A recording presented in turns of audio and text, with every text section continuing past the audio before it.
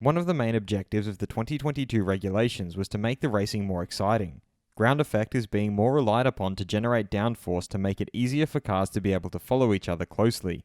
As reported here, drivers have seen an improvement in this area.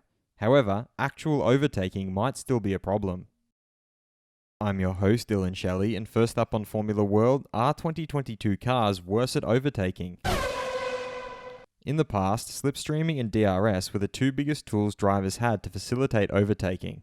However, the efficacy of the slipstream has been reduced considerably in the 2022 cars because of the reduced wake behind these cars. This means that there is a chance that drivers can follow a car closely, but they could have trouble getting past them, especially if they do not have DRS.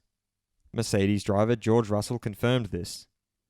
I think the following has been improved, but the slipstream effect has been reduced quite substantially, I think. You obviously need that delta on the straights to be able to overtake, as you can only really overtake at the end of a straight into the corner. I think we can follow closer, but from what we've seen, the slipstream effect is definitely less effective. I got right up behind Lando and I was a car length or two behind and I couldn't catch him down the straight, so that was slightly concerning. McLaren's Lando Norris echoed this assessment. I think me and George had a perfect demonstration of it. Definitely the following in the corners part is an improvement. How much exactly? It's hard to know. Maybe when there's 2, 3, 4, 5, 6 cars ahead, it can be quite different again. Alfa Romeo's Valtteri Bottas concluded by agreeing, but he also suggested that something else on these cars might be able to compensate for the reduced slipstreaming. I did chat with some other drivers. They say they got close. They say they had less slipstream effect.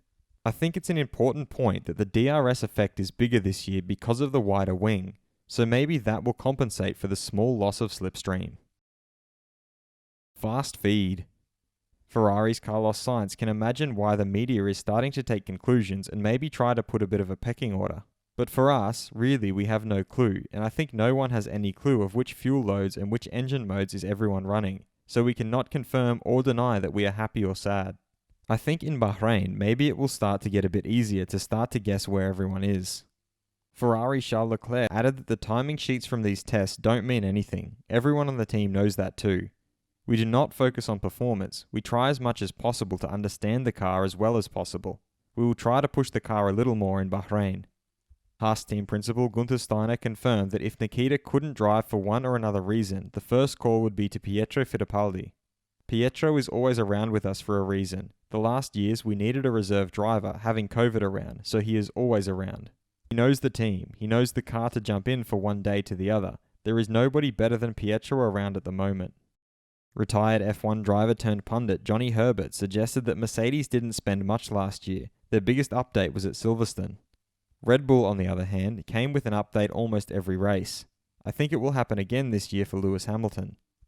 F1's managing director Ross Brawn explained that the working group they set up to design these cars will continue with their work. They now have access to the data and to the team's designs. They will evaluate whether we are going in the wrong direction. Do you think overtaking will actually be worse with the 2022 cars?